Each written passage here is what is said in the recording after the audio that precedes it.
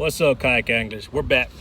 We are here at Hardwoods Mill Reservoir, and we are going to show you how to hook up a Texas rig.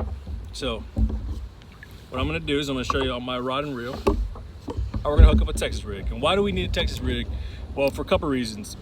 Texas rig, if you're bass fishing or you're throwing into logs and weeds, it's really good because it's going to have a hook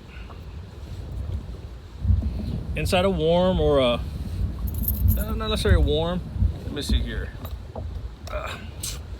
Or some kind of thing like this, okay? And what it is the hook is gonna go inside it and it's gonna be flush so that when this thing is going through the water and it's going through the weeds and the rocks and all that stuff, you throw it into trees, it's not gonna get snagged on you, okay?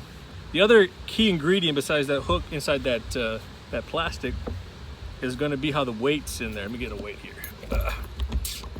Okay, so this weight, I've saw a couple people rig this up and they actually put it, so let's show you real quick.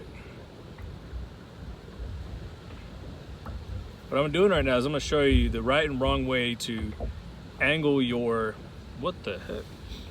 So this is actually, if you look inside there, the hole's kind of pressed in. So what I'm gonna do is I'm gonna take one of these hooks that I have and I'm gonna open up the hole just a little bit by pressing the hook inside. Okay. Now, if you got like a tungsten or something like that, those weights are amazing, and you don't have to really deal with this. But these are some of the generic ones right here. Why? Because I ain't rich. So you could have a free-flowing weight just like this, and this is the exact same type of weight you're gonna be looking for when you're doing your Texas rig, okay? But you see how one is, of course, bigger than the other? It's like a cone shape.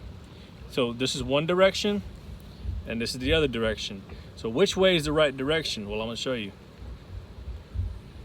So if you're thinking about this thing, if my reel's on this side and the lure's on this side, if it's going this way, you want the sharp or pointy end going toward the way you're reeling in.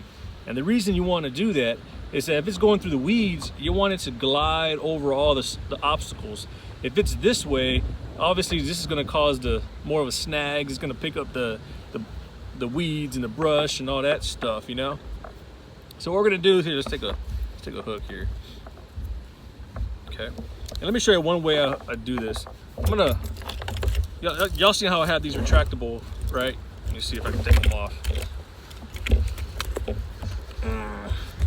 That's weird. Y'all see how I have this retractable, right? I got these from scuba diving. All right, so I don't know who does these, but these are amazing. So I use for scuba diving. All right, the reason I'm showing you that, is I'm gonna show you, I'm on a kayak, so I'm gonna show you a lot of techniques that I do when I'm on a kayak. All right.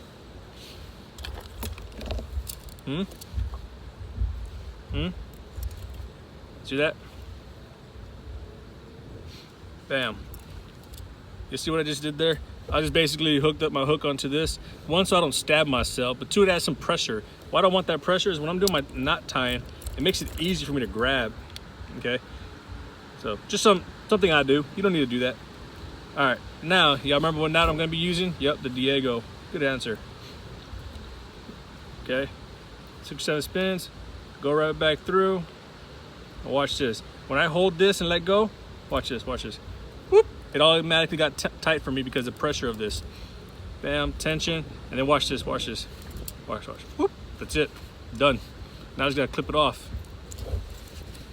I'm gonna snip it. It's pretty simple right here. Remember, about a quarter. Make sure you keep the trash with you. Bam, and the weight, okay? That's it. This is a Texas rig. Free flowing weight, shank hook. Let me take this off real quick. Now, this creature, this little crawl thing I got right here is all beat up. Okay, it's all been chewed up by everything in this world. So what I'm gonna do is I'm gonna find a way to angle this in there. But when you put anything on a shank hook, you don't just like guide it through the whole thing. What the heck? Give me a sec, y'all. Get out here. Okay, that was my park pole, so keeping me from going everywhere. All right, what we're gonna do is you're gonna pinch it. You see that? Let me see if I can show it here. You see the width of this? That's how much of this creature's going in. going in that much, boom, and then I'm gonna turn it, okay? So, bam, that's it. And then I'm gonna turn it, bam. Now I'm improvising a little bit because this thing's broken. All right, you come over that little hump there, and then this part here is gonna go inside the animal like that, okay? Bam, bam, and bam. You see how flush that looks? Okay, you see how flush that looks? Yeah, sexy.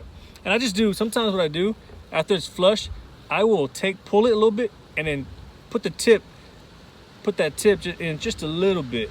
So you see how I can poke it right there? I'm gonna take that tip, and I'm just gonna do it so it's a little flush. Just adds to the smoothness of it. That's it right there. And you always, whatever you're using, you want to make sure it still has some play in it, because obviously this is what you're going for. When the fish goes to grab it, it's going to press just enough to hook itself. Okay, and that's when you shank it. All right, that's it.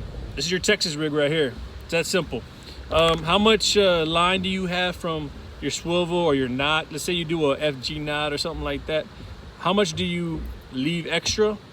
That's on you. It could be a foot, 2 feet. Really, the clearer the line, probably the better the hookup. So let y'all figure that out. It looks good, right? Yeah, I eat it. They do make good weights. Y'all can get some good weights. My weights is a little cheapo. It works though. And then if y'all really want to add to some of the hookups, maybe add a little bit of scent on there. Y'all can go look at the Pro Cures and different type of scents. If y'all go to G-Town Bait and Tackle, guess what they're going to be having? They're going to be having my Nauti sauce scent. Yep, Nauti sauce. I'm excited about that actually. My buddy David actually hooked me up with a really nice scent that we've had a long chat of what I wanted, what I like, and I couldn't find what I needed, and he hooked me up with my special sauce. So with that being said, this type of worms I like and the sauce I like are at G-Town right now. Go check them out. There's a lot of awesome bait stores here in Virginia. Support them all. All right, you got another pretty one right here. Look at that. And if y'all want to see those Nauti sauce lures right here, the little soft plastic worms, go visit G-Town. They working.